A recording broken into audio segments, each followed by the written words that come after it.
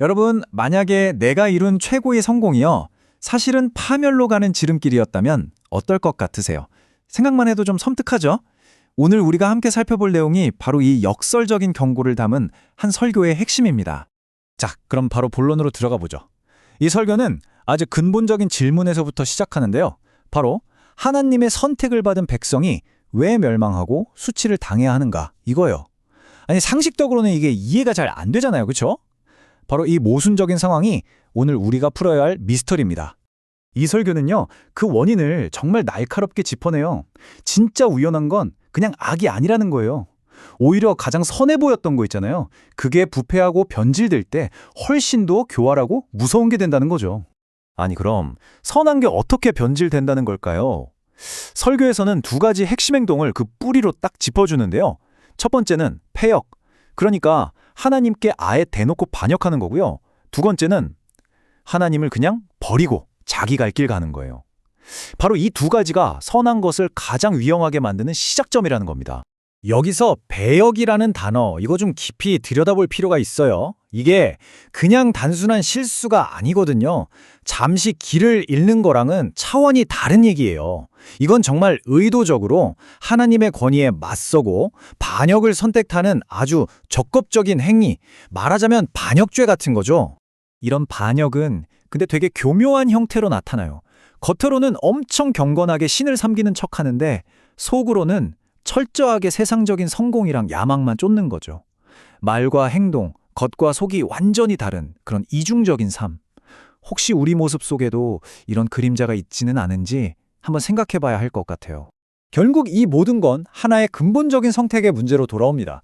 당신은 누구의 설계를 따르는 삶을 살 것인가? 이 중대한 갈림길을요, 설교에서는 아주 강력하고 상징적인 비유로 보여줍니다. 자, 보시는 것처럼 우리 앞에는 딱 두 갈래 길이 놓여 있어요.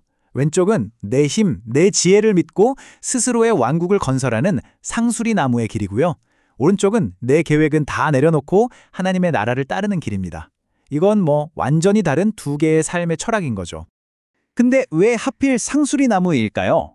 그건 바로 이 나무가 우리 인간의 눈으로 볼 때 가장 이상적인 성공의 상징이기 때문이에요.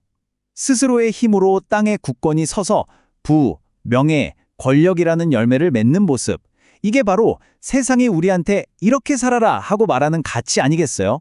스스로 설계한 정원이라는 비유도 비슷한 맥락이에요. 상수리나무처럼 하나님의 뜻은 싹 빼놓고 내 머릿속에 있는 완벽한 청사진에 따라서 내 인생을 꾸미려는 시도죠.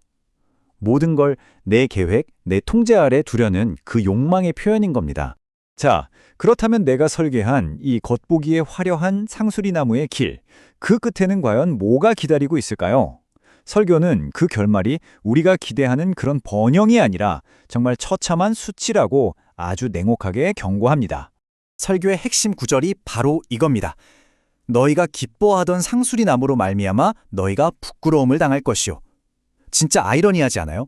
내가 가장 자랑스러워하고 기뻐했던 바로 그것 때문에 결국 내가 가장 부끄러워하게 된다는 거잖아요. 이 과정을 보면 그 쇠락의 길이 명확하게 보여요. 처음에는 힘과 번영의 상징이었죠. 하지만 하나님 대신 세상을 선택하는 그 전환점을 지나면서 결국 모든 잎사귀가 마르고 생명력을 다 잃어버린 그냥 죽은 나무가 되어버리는 겁니다. 그리고 물이 없는 정원이라는 두 번째 비유가 나옵니다. 사실 이건 앞에서 본 그 말라버린 상수리나무랑 똑같은 이야기예요. 생명의 근원인 하나님으로부터 딱 끊어진 삶은 아무리 화려하게 시작했더라도 결국 스스로는 버티지 못하고 메마를 수밖에 없다는 걸 보여주는 거죠. 설교는 여기서 한 걸음 더 나아가서 가장 강력한 사람, 그러니까 강한 자의 운명에 대해 이야기하는데요. 그 사람이 이룬 모든 성공도 결국 사물아기처럼 될 거라고 말해요. 사물아기가 뭐냐면 삼배를 만들 때 나오는 정말 쓸모없는 먼지부스러기거든요. 세상의 정상에 섰던 사람이라도 하나님을 떠나면 결국 이렇게 아무 가치 없는 존재로 전락하고 만다는 정말 무서운 얘기죠. 그리고 설교는 가장 무서운 경고를 던집니다. 스스로 초래한 이 파멸의 불길은 일단 붙기 시작하면 그 누구도 그 무엇도 끌 수 없다는 거예요. 구원자는 없습니다. 그냥 완전한 제로, 절대적인 무의 상태가 될 뿐인 거죠. 아니, 그럼 이 파멸의 길에서 벗어날 방법은 아예 없는 걸까요? 다행히 설교는 절망에서 끝나지 않습니다. 명확한 대안을 제시하죠. 그건 바로 하나님의 설계대로 사는 겁니다. 자, 하나님의 동산을 세우는 길은 크게 세 단계로 볼 수 있어요. 첫째, 세상의 성공을 배설물처럼, 그러니까 정말 무가치하게 여기는 가치관의 대전환이 필요하고요. 둘째, 내 설계를 버리고 하나님의 설계에 순종하는 결단이 있어야 합니다. 그리고 마지막으로 그분의 나라 안에서 진짜 목적을 따라 삶을 차근차근 건설해 나가는 거죠. 사실 성경을 보면요, 하나님의 설계가 인간의 계획을 뛰어넘는다는 걸 보여주는 예시들이 정말 많잖아요. 그 거대한 홍수 속에서 인류를 구원한 노아의 방주나 광야에서 하나님과의 만남의 장소가 되었던 성막, 그리고 우리의 궁극적인 목표인 하나님의 나라까지. 이 모든 게 사실 인간의 생각으로는 불가능해 보였지만 하나님의 설계도를 정확히 따랐기 때문에 가능했던 일들이죠. 결국 이 설교가 제시하는 해결책의 핵심은 바로 이겁니다.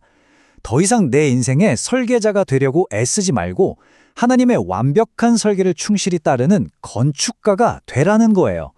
역할 자체를 완전히 바꾸라는 거죠. 자, 이제 모든 설명이 끝났습니다.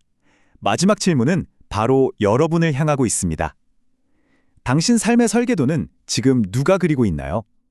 바로 당신인가요? 아니면 하나님이신가요?